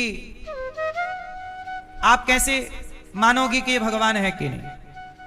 तब सती जी ने कहा कि मैं परीक्षा लूंगी। मैं क्या लूंगी? शंकर जी ने कहा देवी वो जगदीश्वर हैं, उनकी परीक्षा ना लो। नहीं मैं तो लूंगी। अब देखिए समय जब बिगड़ता है तो क्या होता है। माता सती बोली कि मैं परीक्षा लूंगी। किसकी? भगवान की। क्या परीक्षा? ये भगवान हैं या? शंकर जी ने खूब समझाया, जैसे रावण को हनुमान जी ने समझाया, दुर्योधन को भगवान कृष्ण ने समझाया, जैसे शंकर जी ने माता सती को समझाया। पर जब समय विपरीत हो तो अच्छी बातें समझ में नहीं आती, ठीक से समझ में नहीं आता। भगवान शंकर बोले ठीक है देवी, अब जो तुम्हारे मन अति संदेह, यदि तुम्हारे मन में अति संदेह है तो जाओ परीक्षा ले लो। अब शंकर जी ने एक पेड़ के नीचे बैठ गए और कहने लगे, हुई है सोई जो राम रचि राखा, को करी तर्क बढ़ावहीं शाखा। कई बार आप भी अपने बच्चों को समझाते हो, लेकिन जब नहीं माने कोई तो ज्यादा परेशान ना हुआ करो। शंकर जी क्या कर रहे हैं? अब समझा चुके, नहीं मानी, शंकर जी शांत हो गए। हुई है सोई जो राम रचि राखा। अब वही होगा जो प्रभु चाहते हैं। सौंप दो, पहले आप प्रयास करिए, और जब आपके प्रयास से बात ना बने तब भगवान पर छोड़ दीजिए। जब तुझसे ना सुलझे तेरे उलझे हुए धंधे, तब भगवान के इंसाफ पे छोड़ दे ए बंदे। वही तेरी मुश्किल आसान करेगा, जो तू ना कर सका वो भगवान करेगा। जो आप नहीं कर सकते वो कौन करेगा? इसलिए शांत चित्त से, जो हो रहा है वो मर्जी आपकी नहीं है, जो होगा वो भी मर्जी आपकी नहीं है। अच्छा ये बताओ, आप लोग चेक करिए आपकी सांसें चल रही हैं कि नहीं? किसकी मर्जी से चल रही हैं? मैं ये आपकी सांसें आपकी मर्जी से चलती तो आप कभी मरते ही ना। ये बात मैं कह चुका हूं आपको कि आपकी मर्जी से आप सांस लेते तो कौन चाहता है कि मैं सांस ना लूं? कोई मरता क्यों? आपकी मर्जी से सांसें भी नहीं चल रही हैं आपकी, और आप क्या चाहते हैं कि मेरी मर्जी से ये हो जाए, मेरी मर्जी से ये हो जाए। सांसें तेरी मर्जी की नहीं है तो कुछ भी तेरी मर्जी का नहीं होगा। जो भी होगा भगवान की मर्जी का होगा। इसलिए भगवान की मर्जी में प्रसन्न रहना सीखो, बस इतनी सी बात है। भगवान की मर्जी में क्या रहोगे? जोर से। अच्छा, आप लोग जवान हो कि बूढ़े हो? बोलो। लड़कपन है, आप बाल्यावस्था है कि युवावस्था है? ये बताओ, आपका लड़कपन और आपकी जवानी और आपका बुढ़ापा, आप जहां भी हैं, आप बच्चे हो सकते हैं, आप जवान हो सकते हैं, आप बूढ़े हो सकते हैं। ये बताओ, आप बच्चे हैं तो किसकी मर्जी से हैं, और आप जवान हुए तो किसकी इच्छा से, और आप बूढ़े हुए तो? आपका शरीर पर भी आपका कंट्रोल नहीं है। ना तो सांसों पर आपका कंट्रोल, ना तो आपके बदलते हुए शरीर पर आपका कंट्रोल, और आप अपनी पत्नी को अपने कंट्रोल में रखना चाहते हैं। आप अपने पति को अपने कंट्रोल में रखना चाहते हैं। जब आपकी सांसें आपके कंट्रोल में नहीं है तो भला कोई आपके कंट्रोल में कैसे हो सकता है? ये सब कुछ ईश्वर के कंट्रोल में है। इसलिए ये बात पहचानिए कि आपके कंट्रोल में कुछ भी नहीं है। इसलिए बड़े प्रेम से प्रभु में समर्पण कर दो। ज्यादा हाथ पांव चलाने की जरूरत नहीं है। कर्म करो, मेहनत करो, क्या हो रहा है क्या होगा सब ईश्वर पर। तू कर्म कर, बस तुम मेहनत करो, अच्छी प्लानिंग करो, अच्छी रिसर्चें करो, अच्छा काम करो, पैसे कमाओ। मैं मेहनत तो करता हूं पर सफलता नहीं मिलती, ऐसा सवाल है लोगों का। मेहनत करना तेरा अधिकार है, कर। अब सफलता मिलेगी या नहीं मिलेगी ये ईश्वर पर छोड़। तेरे हाथ में सफलता होती तो तू सफल हो ना जाता। तेरे हाथ में मेहनत करना है, कर। तू मन लगा के मेहनत कर, काम कर, लगन से कार्य कर। जब तेरी लगन, तेरा समर्पण भगवान देखेंगे, सफलता मिल ही जाएगी। युद्ध लड़ना अर्जुन के हाथ में है, जीतना हारना अर्जुन के हाथ में। खेत में बीज बोना किसान के हाथ में है, कितनी फसल आएगी ये किसान के हाथ में। फैक्ट्री डालना आपके हाथ में है, फैक्ट्री से कितना फायदा नुकसान होगा वो आपके हाथ में। इसलिए बिंदास अपना कर्म करो, बिंदास अपना कार्य करो, ईमानदारी से। बस जब आप अपना कार्य ईमानदारी से करेंगे, ईमानदारी से अपना कर्म करेंगे तो फल ईश्वर देंगे। आप सबको कंट्रोल करना चाहते। आप परेशान क्यों हैं? आप परेशान इसलिए हैं कि बहू सुनती नहीं। मतलब मैया चाहती है कि बहू मेरे कंट्रोल में रहे। आदमी परेशान है, पत्नी नहीं सुनती। पुरुष चाहता है पत्नी कंट्रोल, और पत्नियां परेशान है, महाराज जी हमारा पति बिल्कुल नहीं सुनता। पत्नियां भी मेहंदी लगाती हैं तो बीच में पति का नाम लिखवा लेती हैं हाथ में। काहे? ताकि मेरा पति मेरी मुट्ठी में रहे। ऐसे हाँ, मुट्ठी में हाथ लिखवा, नाम लिखवा लेती है, नहीं, ताकि पति कहां रहे?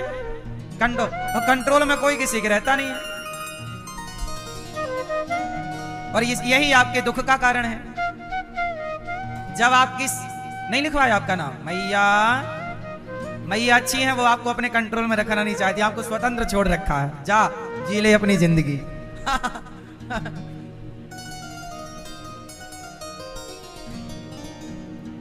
तो हम लोग परेशान क्यों हैं? क्योंकि ये हमारे कंट्रोल में नहीं है। इसलिए कहता हूं, कंट्रोल में ना तो आपका शरीर है आपके, और ना तो आपकी सांसें हैं। इसलिए कहता हूं, जगत को कंट्रोल करने की जरूरत नहीं है, आप भगवान को कंट्रोल करना सीखिए। भक्ति जब करोगे तो भगवान आपके वश में हो जाएंगे, और भगवान ऐसे वश में होंगे। अर्जुन के वश में कैसे हैं? हाँ कन्हैया, रथ को उत्तर की ओर ले चलो। जी आज्ञा। प्रभु जगत के पालनहार जो सबकी गाड़ी चला रहे हैं, वो अर्जुन के ड्राइवर बन गए। अर्जुन बोल रहा है इस तरफ, हाँ हाँ चलो, इस तरफ, इस तरफ, हाँ चलो, यहां ठीक है। भगवान कंट्रोल में है कि नहीं? किसके? अर्जुन के कंट्रोल में। अर्जुन का परिवार नहीं हुआ। कहां दुर्योधन, कहां दुशासन, कहां ये परिवार ही तो था। धृतराष्ट्र इत्यादि ताऊजी लगते थे। ये दुर्योधन ताऊजी का ना लड़का है, बड़े पिताजी का बेटा। परिवार ही कंट्रोल में नहीं है, लेकिन कृष्ण कंट्रोल में है। द्रौपदी के कंट्रोल में कोई नहीं है, उसके पति बुला रही हैं आओ बचाओ, कोई नहीं आया, पर कृष्ण को कंट्रोल में कर रखा है, बुलाया आ गए, हा नाथ हा रमण, लाज बचाई आ गए। इसलिए कहता हूं जगत को खुश करने निकले हो, कोई ना खुश होगा तुमसे, जगत को क्यों खुश करते हो, जगन्नाथ को खुश करिए, भगवान को खुश करिए, भगवान खुश तो सब खुश। अब माता सती को शंकर जी ने समझाया, नहीं मानी, आप भी समझाओ, कोई नहीं माने तो छोड़ दो, ठीक है तुम्हें जो अच्छा लगे करो। सती जी गई और सती जी ने सीता जी का रूप बनाया।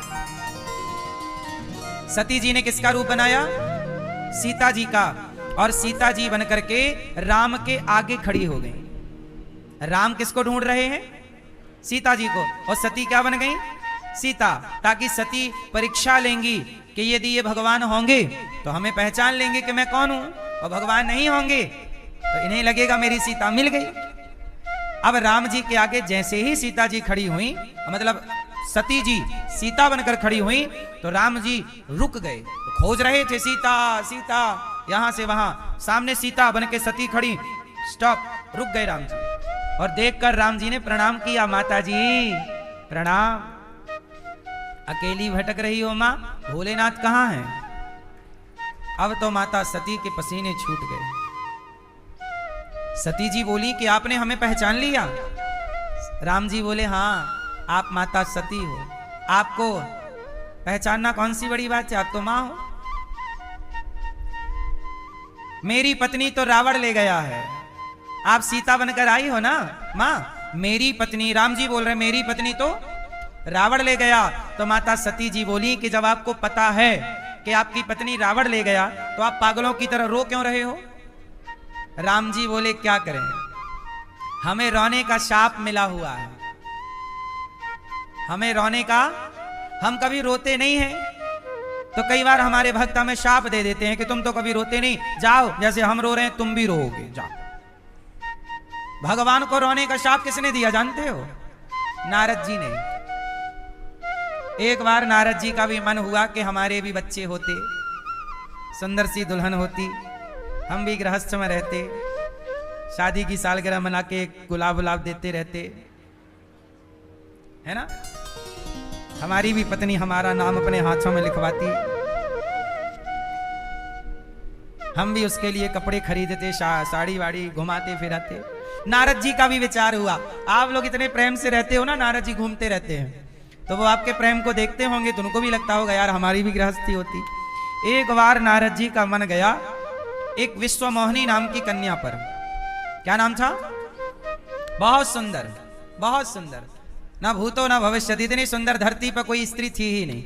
नारद जी बोले यदि इससे मेरा ब्याह हो जाए तो बल्ले बल्ले हो जाएगी, लेकिन अपने से तो कोई ब्याह करेगा नहीं क्योंकि अपन बुढ़े हो गए हैं, अब कौन करेगा? नहीं कहती फिर कि मैं क्या करूं राम, मुझे बुढ़ा मिल गया, तो मैं बूढ़ा हूं, अब क्या करूं? तब नारद जी ने दिमाग लगाया कि क्या करूं। बोले मेरे प्रभु है ना, मेरे प्रभु से मैं प्रभु का रूप ले लेता हूं, क्योंकि मेरे प्रभु बहुत सुंदर हैं, आप मेरे को उधारी में अपना रूप दे दीजिए। गए, हे प्रभु आपकी जय हो। भगवान विष्णु से कहा नारद जी ने, प्रभु आपन रूप देहु प्रभु मोही, आप जरा अपना सुंदर वाला रूप जरा मुझे दे दो। तो भगवान को लगा कि ये बोल रहे हैं अपना बंदर वाला रूप दे दो, तो भगवान ने अपना बंदर वाला रूप दे दिया, क्योंकि भगवान के तो अनेक रूप हैं, अनेक रूप रूपाय विष्णवे प्रभु विष्णवे, तो भगवान के अनेक रूप में बंदर का भी एक रूप भगवान का ही है। तो भगवान ने अपना बंदर वाला रूप नारद जी को दे दिया और नारद जी हो गए बंदर। कैसे हो गए? अब नारद जी ने इतना देखो भगवान पे, इष्ट पे भरोसा कि मेरे प्रभु जी ने जो किया होगा सही किया होगा। और भगवान, कई बार आप कहते हो ना भगवान ने गलत किया, भगवान कभी गलत नहीं करते, जो होता है सही ही होता है। अब नारद जी बन गए बंदर, लेकिन नारद जी को भी इतना भरोसा, उन्होंने दर्पण भी नहीं देखा कि देख तो लूं मैं कैसा लग रहा हूं, दर्पण शीशा कांच नहीं देखा, और चले गए। विश्वमोहिनी का स्वयंवर था, स्वयंवर में माला लेके विश्वमोहिनी जा रही थी। अब नारद जी पंक्ति में आके खड़े हो गए, अपना सिर आगे, हाँ विश्वमोहिनी ने देखा, राम राम हमारे ब्याह में बंदर आए हैं, ये बंदर की डिजाइन वाला आदमी। माता ने वो लाइन ही छोड़ दी, दूसरी लाइन में चली गई, वो ढेर राजा बैठे थे माला लेकर। नारद जी को लगा अच्छे से देखा नहीं है, तो नारद जी यहां से उठे, वहां जाके बैठ गए जिस तरफ विश्वमोहिनी आने वाली थी। फिर नारद जी ने सिर आगे किया, हाँ विश्वमोहिनी ने माला नहीं पहनाया। तब तक भगवान श्री हरि, भगवान श्रीमन नारायण, भगवान विष्णु प्रकट हो गए, और जब प्रकट हुए तो विश्वमोहिनी ने माला पहना दिया। और जब माला पहनाया तो वहां पर शंकर जी के दो गण थे, शंकर जी के दो शिव गण, शिव के गण, वो भी वहां पर उपस्थित थे। उन्होंने नारद जी से कहा, नारद जी एक बार अपना मुंह तो चेक कर लो। तो नारद जी ने वहां पानी भरा था, तो पानी में झांक कर देखा तो उनका अपना चित्र नजर आया। अरे मैं तो बंदर हूं, बंदर जैसा फेस है मेरा। और जैसे ही बंदर का, अरे अच्छा इसलिए मेरा ब्याह नहीं हुआ, मुझे बंदर बना दिया। अब बहुत क्रोध में नारद जी, मेरा एक ब्याह नहीं होने दे रहे हैं, खुद के 16,108 करे बैठे हैं, और एक मेरा हो रहा था वो भी छीन ली, क्या जरूरत थी यहां प्रकट होने की, माला उनको पहना दिया। ए मेरे भगवान, तुरंत गुस्से में नारद जी गए। रास्ते में भगवान विष्णु उन्हीं विश्वमोहिनी के साथ मिल गए। अब नारद जी, और नारद जी ने कहा, प्रभु अब मैं मर जाऊंगा। बड़े क्रोध में नारद जी, जाओ मैं आपको शाप देता हूं, आपने इतने सारे ब्याह करा रखे हैं और मैं एक करने चला तो उसमें भी टांग अड़ा दी आपने, क्या जरूरत थी मुझे बंदर बनाने की, मेरा ब्याह नहीं होने दे सकते आप।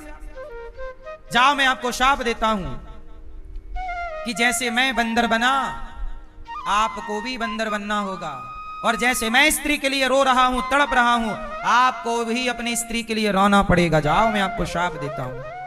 तो नारद जी के शाप, नारद शाप दीन एक बारा, नारद जी के शाप के कारण भगवान हरि को, भगवान नारायण को राम बनना पड़ा, और शाप को सत्य करने के लिए सीता जी के लिए रोना पड़ा। ये बात कथा ठीक से सुन लेती माता सती तो ये सब प्रसंग सुना था भगवान शंकर ने, वो समझ गए कि लीला, पर ये बात नहीं सुनी तो माता सती को प्रभु पर संदेह। अब माता सती को हो गया संदेह, अच्छा प्रभु लीला, अब आप लोग कहते हो ना, कि कई लोग कहते हैं अरे वो भगवान होते तो पत्नी का पता ना लगा लेते। अब पूरी बात तुम जानते ही नहीं हो।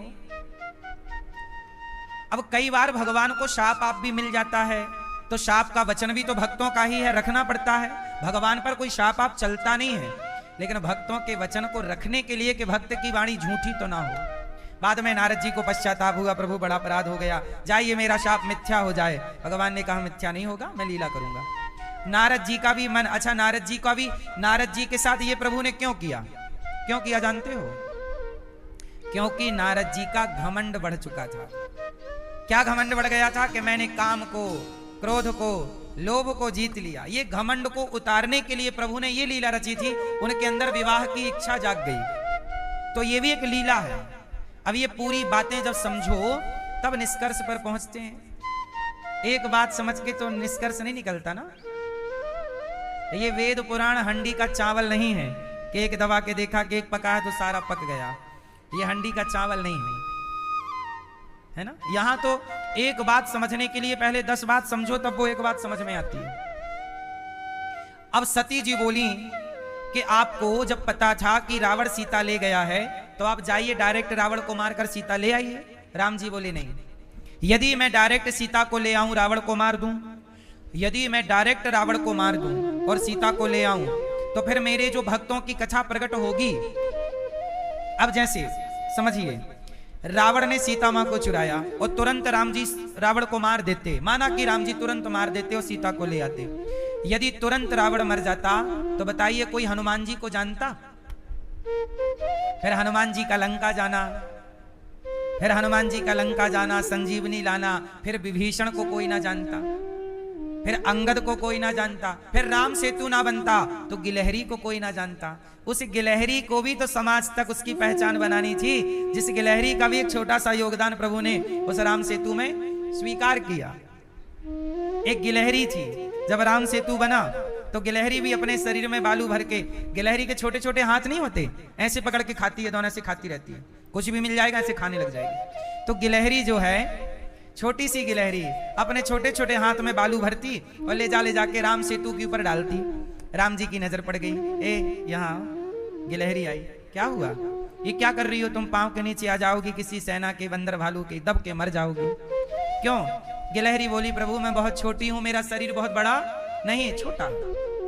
पर मैं आपकी सेवा करना चाहती हूँ। मैं बड़ा बड़ा पत्थर तो नहीं ला सकती, पर पत्थर मैंने देखा कि बड़े नुकीले हैं, जब आप चलेंगे तो आपके पाँव में चुभेंगे, तो मैं बालू डाल रही हूँ कि आपके पाँव में कहीं कंकड़ पत्थर ना चुभ जाएं। राम जी ने उस गिलहरी के भाव को सराहा और हाथ में रख के उसे लाड़ किया, दुलार किया, उंगलियां फेरी, तो गिलहरी के ऊपर राम जी के उंगलियों के निशान बन गए। आज भी आपने देखा होगा, गिलहरी को ध्यान से देखना, उसके पीठ पर 3 सफेद निशान हैं, धारियां हैं, वो उंगलियां राम जी की हैं। ये देखो, आप देख सकते हैं, देखो टीवी पर, इन्हीं छोटे छोटे हाथों से बालू ले जाके डालती गिलहरी। इसलिए आपने ऐसे खाती, ऐसी गिलहरी बालू डाल रही थी। अच्छा सुनो, भारत की गिलहरी में 3 निशान हैं व्हाइट कलर के उंगलियों के। ये दास अमेरिका गया, जब मैं अमेरिका गया और मैंने अमेरिका की गिलहरी देखी, वहां भी गिलहरी है, लेकिन वहां की गिलहरी में ये उंगलियों के निशान नहीं है। ना अमेरिका की गिलहरी में है, ना ऑस्ट्रेलिया की, ना मैं जब लंदन गया तो वहां भी मैंने देखा कि वहां भी गिलहरी में ये उंगलियों के निशान नहीं थे। क्यों नहीं थे? क्योंकि राम की सेवा में भारत की गिलहरी का योगदान था, इसलिए भारत की गिलहरी पर उंगलियों के निशान है। अमेरिका की गिलहरी का योगदान, इसलिए वहां की गिलहरियों में ये निशान नहीं है, नहीं है। तो राम जी बोले माता सती से कि मुझे ये भी तो करना था, गिलहरी की बात जन जन तक पहुंचानी थी। हनुमान जी को, सुग्रीव को, विभीषण को, यदि मैं डायरेक्ट रावण को मार दूंगा तो हनुमान जी लंका कैसे जाएंगे, सीता का पता कैसे लगाएंगे, फिर सुंदर कांड की कथा कैसे होगी। तो भक्तों के यश का प्रचार करना भगवान का उद्देश्य है। इसलिए एक लीला में भगवान की अनेक लीलाएं छिपी होती हैं। क्योंकि हम वो रहस्य नहीं जानते तो आरोप लगाते रहते हैं कि ऐसा क्यों हुआ, ऐसा है तो ऐसा क्यों हुआ, ऐसा है तो ऐसा क्यों, क्योंकि हम पूरी बात नहीं जानते। अब माता सती समझ गई कि ये भगवान है और माता सती वहां से गई। भगवान शिव ने कहा कि परीक्षा हो गई। माता सती ने कहा कि ना, मैंने कोई परीक्षा नहीं ली। माता सती ने असत्य कह दिया और जब झूठ कहा तो भगवान शिव ने माता सती का परित्याग कर दिया। रिश्ते कब टूटते हैं? जब आप रिश्तों में झूठ बोलने लग जाते हैं। इसलिए पति के साथ, पत्नी के साथ, पिता के साथ, मां के साथ असत्य ना बोलिए। कहीं तो सच्चे रहो, कहीं तो किसी के लिए तो सच्चे रहो। आजकल के पति, कुछ पति अपनी पत्नी के लिए वो कहते हैं जरूर है कि मैं सच्चा हूं, पर कितने पत्नियां रोती हैं, महाराज जी पति का पड़ोसन से चक्कर चल रहा है। तो पत्नी के लिए भी वो सच्चा नहीं, ना तो सच्चा पति बन पाया, कुछ ना सच्ची पत्नियां बन पाई, ना कुछ सच्चे बेटे बन पाए। आजकल सामान्य रिश्तों में भी तो सच्चाई उठती चली जा रही है ना? सच्चा नहीं आदमी, जब सच्चा पत्नी के लिए नहीं हो सका, सच्चा पुत्र मां के लिए नहीं हो सका, तो भला वो सच्चा भक्त कैसे हो सकता है ना? इसलिए कहता हूं, माता सती ने शिव से असत्य कह दिया कि मैंने कोई परीक्षा। शंकर जी ने ध्यान लगाकर देखा, करतूत सामने आई। शिव ने मां सती का परित्याग, 87,000 साल की गहरी समाधि भगवान शिव ने लगाई। और जब शिव की 87,000 वर्ष की समाधि खुली, तब भगवान शिव ने देखा कि दक्ष प्रजापति का पद और कद बढ़ गया है। तब भगवान शंकर दक्ष के बुलाने पर उनके स्वागत सम्मान समारोह में चले गए। और वहां जब सभा लगी तो सभा में भगवान शिव, ब्रह्मा, विष्णु, महेश तीनों बैठे थे। दक्ष आए। अच्छा, दक्ष कौन है? ब्रह्मा जी के पुत्र हैं। इनका पद बढ़ा दिया गया। अच्छा, ये विष्णु भगवान के भक्त भी हैं दक्ष, लेकिन ये शिव से थोड़ी द्वेष रखते हैं। आजकल क्या है ना, कुछ जैसे भगवान विष्णु के भक्त होते हैं, राम कृष्ण के, वो शिव के लिए कई कुछ लोग गलत गलत बातें बोल देते हैं, शिव का तिरस्कार कर देते हैं। और कुछ शिव भक्त होते हैं वो भगवान विष्णु का तिरस्कार कर देते हैं। ये भेद आज भी हमारे सनातन में कहीं कहीं देखने को मिलता है। वो ये बात नहीं समझते कि दोनों एक ही तत्व हैं, हरि और हर। हरि और हरि मतलब राम कृष्ण नारायण, ये हरि है, और हर मतलब शंकर, द्वादश ज्योतिर्लिंग। तो लिखा है कि हरि हरि और न भेदा, इनमें कोई भेद, पर अज्ञानी लोग भेद मानते हैं। तो दक्ष प्रजापति भी भगवान विष्णु के तो भक्त थे, पर शिव से द्वेष रखते थे, जबकि शिव इनके साक्षात दामाद हैं। जब सभा लगी और सब बैठे थे और तब दक्ष आए तो सब ने खड़े होकर दक्ष का स्वागत किया, पर ब्रह्मा विष्णु और महेश तीनों खड़े नहीं हुए। तो ब्रह्मा जी तो इसलिए खड़े नहीं भये, बेटा है, विष्णु भगवान नहीं खड़े भये, चलो मेरा पोता है। पर दक्ष को लगा ये शिव क्यों नहीं खड़ा हुआ। दक्ष ये चाहता था कि जब मैं आऊं तो शिव खड़े होकर मेरा अभिवादन करें। आपकी इच्छाएं कई बार आपको परेशान कर देती हैं, आपकी जरूरत से ज्यादा इच्छाएं आपको नुकसान पहुंचाती हैं। और इच्छाएं कौन सी? सम्मान पाने की इच्छा। दक्ष ने कहा कि देखो मैं आया, ये खड़ा नहीं हुआ, इसे तो उठने बैठने का ज्ञान ही नहीं, शमशान में रहता है। वो तो ब्रह्मा जी के कहने से मैंने अपनी बेटी का ब्याह कर दिया, वरना ये मेरी बेटी के योग्य नहीं था। भरी सभा में भगवान शिव का दक्ष ने खूब अपमान किया, खूब जलील किया। पर धन्य है भगवान शिव, कर्पूर गौरम, करुणा के अवतार हैं, करुणावतार। शंकर जी ने एक जवाब नहीं दिया। जब कोई आपका अपमान करे तो क्या आपको उसका प्रत्युत्तर देना चाहिए? बोलो, क्या आपको जवाब देना चाहिए? जब कोई आपका अपमान करे तो जवाब नहीं देना चाहिए। और अपमान भी जब कोई अपना कर रहा हो, ससुर कर रहा हो, भाई कर रहा हो, पिता कर रहा हो, मित्र कर रहा हो, इन्हें क्या जवाब दें? कोई दूसरा हो अनजाना और वो तो आप बोल सकते हैं। अपनों की लड़ाई में हार जाना ही समझदारी है, ये मैंने बताया था कल भी आपके लिए। शिव जी ने सोचा ये तो मेरे पत्नी के पिता हैं, मैं इनका तिरस्कार क्यों करूं? ये तो मेरे पिता के तुल्य हैं, अपमान क्यों करूं? शिव जी चुप रहे। इसलिए आपसे कहता हूं, आपका कोई अपमान किया करे, बात बात में आप जवाब ना दिया करो। समझदार वही है जो जवाब कम देता, रिप्लाई कम। जिस दिन आप रिप्लाई कम करने लग जाएंगे ना, उस दिन आपकी वैल्यू बढ़ जाएगी। आप रिप्लाई बात बात का देंगे तो आपकी कीमत सस्ती हो जाएगी, घट जाएगी। अब जैसे आप गली से गए और कुत्ते ने भौंका आप पर, भौं भौं, तो क्या कुत्ते को भी रिप्लाई करोगे? अरे तू भौंकता मैं भी भौंकूंगा। यदि आप कुत्ते के मुंह लगे तो लोग आपको कुत्ता ही समझेंगे। कुत्ते को क्या रिप्लाई करना है? सही है गलत है? ऐसे ही जो लोग आपका अपमान कर रहे हैं, बेवजह बोल रहे हैं, वो कुत्तों से ज्यादा नहीं है। वो भी वैल्यू किसकी रख रहे हैं? कुत्तों की। और हमारे यहां कहावत है कि कुत्तों के मुंह समझदार व्यक्ति नहीं लगता। आपको कुत्तों के मुंह नहीं लगना चाहिए। जब दुष्ट व्यक्ति अपनी दुष्टता नहीं छोड़ता तो सज्जन भी अपनी सज्जनता क्यों छोड़ दे? जैसे आपने गाली दी मुझे, आपने गाली दी, आपका काम है गाली देना, आपके संस्कार हैं गाली देना, पर मेरा संस्कार तो शांत रहना है। यदि मैं भी आपको गाली देने लग गया, इसका मतलब यह हुआ कि जीत आपकी हो गई, मैं हार गया, क्योंकि आपने मुझे अपने जैसा बनाने के लिए विवश कर दिया। और मैं अब कैसा बन गया? अब मैं अपने जैसा नहीं रहा, अब मैं आपके। इसलिए दूसरों की उंगलियों पे ना नाचो। दूसरा आपको गुस्सा दिलाता है तो आपको गुस्सा आ जाता है, दूसरा आपको तारीफ करता है तो आप प्रसन्न हो जाते हैं। मतलब आपकी खुशी दूसरों के हाथ में है। अपनी चाबी दूसरों को क्यों देना है?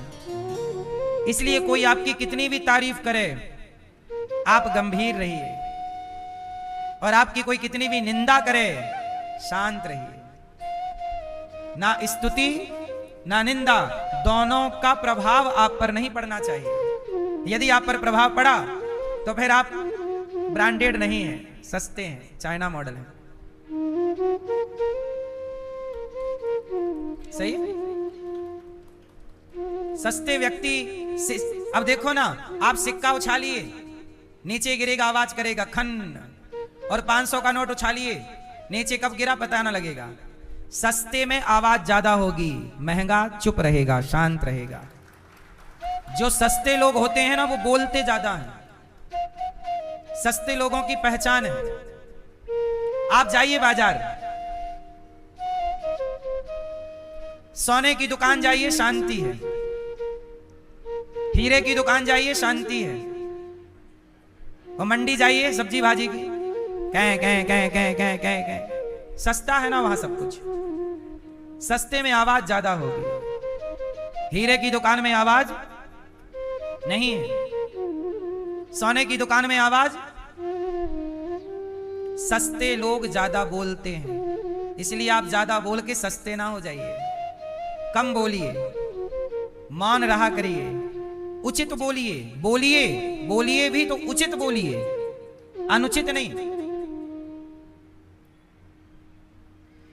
एक राजा के दरबार में एक जौहरी आया, उसके पास 2 हीरे थे रखा।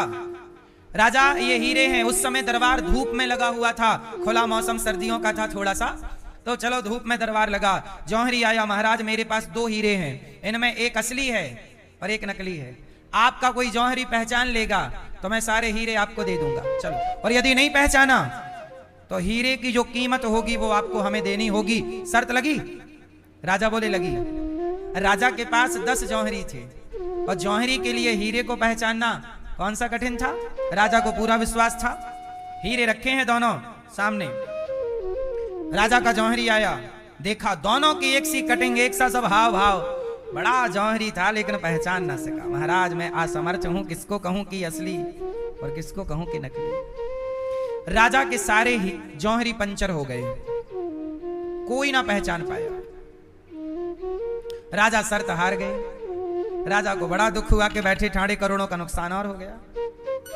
लेकिन अभी हार में 1 घंटे का टाइम बाकी था। तभी राजा के दरबार में प्रजा भी वहां पर थे, आम जनता भी थी। उसमें से एक अंधा आदमी आया। महाराज, अंधा महाराज की जय हो, आप अवसर दें तो मैं बता सकता हूं कि असली हीरा कौन और नकली हीरा। राजा बोले क्यों अपना मजाक उड़वाते हो, तुम तो अंधे हो, तुम कैसे बताओगे कि इसमें असली हीरा कौन और नकली हीरा कौन। महाराज मैं अंधा हूं पर मैं बता सकता हूं, आप मौका तो दीजिए, आप तो हार ही गए हैं, शर्त नुकसान तो हो ही जाएगा, मैं और ट्राई कर लूं, साथ जीत जाए। चल चल आजा। अंधे को बुलाया और अंधे को बुलाकर कहा चलो बता। अंधे ने दोनों हीरे हाथ में लिए और लेकर बोला महाराज ये असली है और ये नकली है।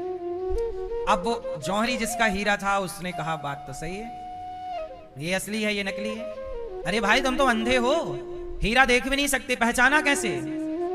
बोला बहुत सिंपल था, ये हीरे बहुत देर से धूप में रखे थे और धूप में जो गर्म हो गया, जो गर्म हो गया वो नकली है। धूप में पत्थर गर्म होता है और जो धूप में भी ठंडा रहा वो हीरा है, तो ये रहा हीरा। इसके स्वभाव से पहचान गया। हीरे का स्वभाव ठंडा है, पत्थर का स्वभाव, पत्थर धूप में गर्म होगा और हीरा धूप में भी ठंडा रहेगा। ऐसे ही कुछ लोग हीरे की तरह होते हैं और कुछ लोग पत्थर की तरह होते हैं। कई बार आप लोगों का गुस्सा नाक में धरा रहता है, बात बात में गुस्सा। आप गर्म हो जाते हो कि नहीं बात बात में? बोलो हाँ, आप गर्म हो जाते हो तो आपकी कीमत कम है। पत्थर हो ना, पत्थर गर्म हो जाता है। हीरा कौन है? जो कितनी भी मुसीबत, कितनी भी परिस्थिति में सदा ठंडा रहे, शांत रहे, वही ना असली है। इसलिए बात बात में गुस्सा होने वाला, बात बात में बोलने वाला, ये आचरण अच्छा नहीं है, ये स्वभाव सही। आप लोग थोड़ा सा अपने स्वभाव में परिवर्तन लाइए, बदलाव लाइए, अपनी कीमत बढ़ाइए, ठंडे रहिए। क्या रहेंगे? और आप गर्म रहते हैं, क्यों भैया? सही। इसलिए क्या रहना है हमें? मैया ठंडा। शंकर जी ने भरी सभा में अपमान हुआ, कोई उत्तर नहीं, कैलाश चले गए। बाद में दक्ष ने शिव के अपमान के लिए कनखल में यज्ञ किया, उस यज्ञ में सबको बुलाया, भगवान शिव को निमंत्रण नहीं दिया। और बिना निमंत्रण के माता सती ने जिद कर ली कि मुझे पिता के यज्ञ में जाना है। शिव ने रोका कि मत जाओ, पर माता सती मानती नहीं। शिव की पत्नी मान नहीं रही है और तुम कह रहे हो हमारी मान जाए। भगवान शिव की पत्नी नहीं मान रही है, गई बिना बुलाए यज्ञ में, और जब गई तो वहां शिव का अपमान। यज्ञ में दक्ष ने शिव का कोई भाग नहीं दिया। मां सती समझ गई कि मेरे पति का अपमान मेरे पिता ने किया है, ये मुझे बर्दाश्त नहीं है। एक अच्छी स्त्री कौन होती है? जो कभी अपने पति का अपमान बर्दाश्त ना करे। वो स्त्री कभी अच्छी नहीं हो सकती जो स्वयं अपने पति का अपमान करे, तिरस्कार करे। कई कुछ स्त्रियां तो जरा सी बात हुई, लड़ाई पति पत्नी की, भाग गई मायके। अब पति ने बोला फोन लगा के, सॉरी गलती हो गई, मैंने तुम्हें बोल दिया, आ जाओ, मैं अब नहीं बोलूंगा। मां बोली तू बात मत कर, फोन बंद कर दे, दामाद जी नाक रगड़ते आएंगे तब भेजूंगी। अब लो सास कहती है दामाद जी से नाक रगड़वाऊंगी। सोचिए तुम्हारी मां तुम्हारे पति का अपमान कर रही है और तुम कैसी पत्नी हो कि अपने पिता से, अपने भाई से, अपने मां से, अपने पति का अपमान करा रही हो। ऐसी नारी घोर नरक जाती है। इसलिए कहता हूं विवाह के पहले पुरुष को और स्त्री को यह संस्कार दे दो कि रिश्ते कैसे चलते हैं, कैसे सम्मान करना है, कैसे इज्जत करना है, क्या बोलें क्या ना बोलें। आजकल लोग कुछ भी बोले जा रहे हैं, जो मन आया कह दिया। अपने पति को पहले की स्त्रियां, पहले की मां अपनी बेटी को ये पाठ पढ़ाती थी कि बेटा पति भगवान होता है, पति की इज्जत करना।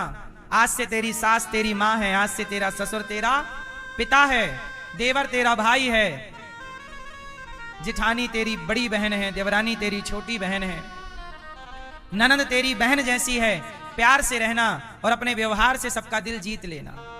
पहले की मां ऐसे समझा के भेजती थी और आज की मां कैसे समझा के भेजती। हाँ बेटी 50 लाख दिया है दामाद जी को, कोई 3-5 करे बोलना, गुंडे भिजवा दूंगी। सही है? बदल गया ना देश, बदल गया, बदल रहा है भारत। बदलते हुए भारत में विकास है, संस्कार नहीं है। बदलते हुए भारत में विकास तो है, सुविधाएं तो हैं, क्या नहीं है? संस्कार। पहले लोग बेटे का विवाह करके प्रसन्न हो जाते थे। पहले के लोग बेटे और बेटियों का विवाह करके तीर्थ यात्रा पर चले जाते थे। आज के लोग बेटा बेटी का विवाह करके कोर्ट कचहरी में जाना पड़ता है, कोर्ट कचहरी जाते हैं। ये बदलाव है।